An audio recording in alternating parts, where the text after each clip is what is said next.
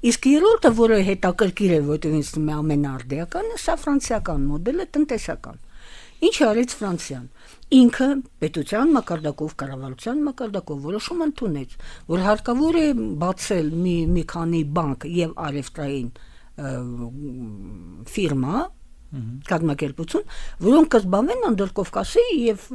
հատկապես Հայաստանի հետ արևտրով։ Նրա էքսպերտները, մասնագետները եկան եւ Հայաստան եւ ամբողջ Անդրկովկասը, ես ստեղծեցին ապրանքների այն տեսակը, որը կարելի է առնել այստեղ, ինչ գնով, գինը հաստատվում էր կառավարության, մեր արդեն Հայաստանի Հանրապետության կառավարության հետ, ինչ կարելի է արտահանել Ֆրանսիա։ Դրա համար նաև բացեցին 3 նոր բանկերը բացվեցին, ամեն մեկը ուներ մոտ 20 միլիոն ֆրանկի հիմնական կապիտալը, բացվեցին պետական որոշումից հետո, սա եղել է 20 թվականի ապրիլից մայիս հունիսը, մեկ ամսում ամիս ու կեսում շատ արագ, շատ մեծ կապիտալով, որտեվ հետաքրքիր է, որ երբ որ պետությունը ասում էր արժի այդպիսի բան անել, մասնավոր կապիտալը անմիջապես անցկացնում էր ժողովներ, կազմակերպում էր եւ շատ արագ այդ ամենը ձևակերպվում էր։ Ուրեմն որոշվում էր ինչ ապրանք այստեղից արտահանվում է, այդ ապրանքի դիմաց ոչ թե կարելի էր առնվում էր զենքը զինամթերքը։ Այն էլ սկզբից զինամթերքի մի տեսակը լրիվ տալիս էին ձրի, օրինակ կանոնները դու պետք է առնել, բայց արքերը Ֆրանսիան տալիս էր ձրի։ Համապատասխան հրանոթները տալիս էին անվճար, բայց արքերը արդեն իսկ մի մասը դու առնում ես, լրացուցիչ մասը ինքը որ քեզ շահգրգրելու համար տալիս էր ձրի։ Բաներ ենք կարողանում զուգահեռներ կարող ենք վերել։ Եվ ու նաև մենք պետք է էլի մի բան հիշենք, երբ որ դու ունես գործը հին տերոջ հետ եւ նոր տերոջ հետ, միշտ ավելի հեշտ է գործ ունենալ նորի հետ, ինքը ոչ մի բան չի կորցրել, ինքը միայն ձեռք է բերում, ամիջից գոհ է եւ աշխատում է քեզ ուժեղացնել։ Հնի մոտ լինում է վատ նավս չի ասենք, լինում է խանդ է լինում, այո, ոնց թե ես ամիջի ես է որոշում, ամիջի ինձ էր պատկանում, իսկ հիմա հայերը իրենք են որոշում։ Ուրեմն Ֆրանսիան եւ Արցախի հարցում եւ Նախիջևանի հարցում այդ հարցերում, տարածքային հարցերում շատ պրոհայկական էր։ Նա անմիջապես սկսեց զարգացնել մշակութային ծրագիրը եւ Երևանի համալսարանը, որը հունվարի 1-ին 20 թվականի բացվեց հենց Գյումրիում, ինքը առաջարկեց բերեց 6 դիպլոմ, դոկտորական դիպլոմ Փարիզի համալսարանի բաժանեց դասախոսներին,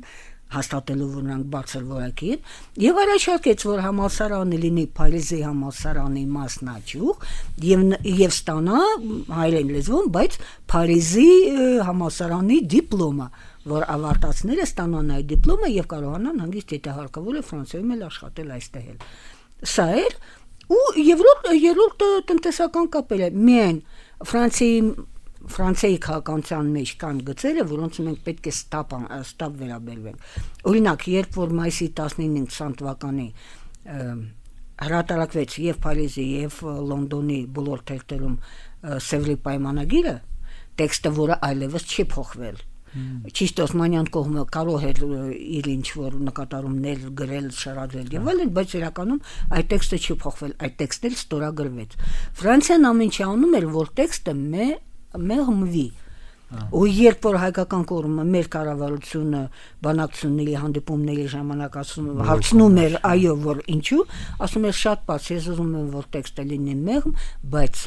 Օսմանյան կողմը ընդունի,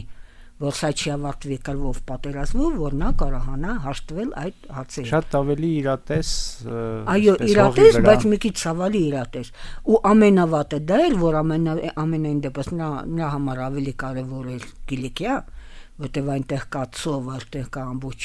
ծովափ, էնել միջերկրական, ուրեմն եւ նավատորմ պահելը, եւ տնտեսական կապերը,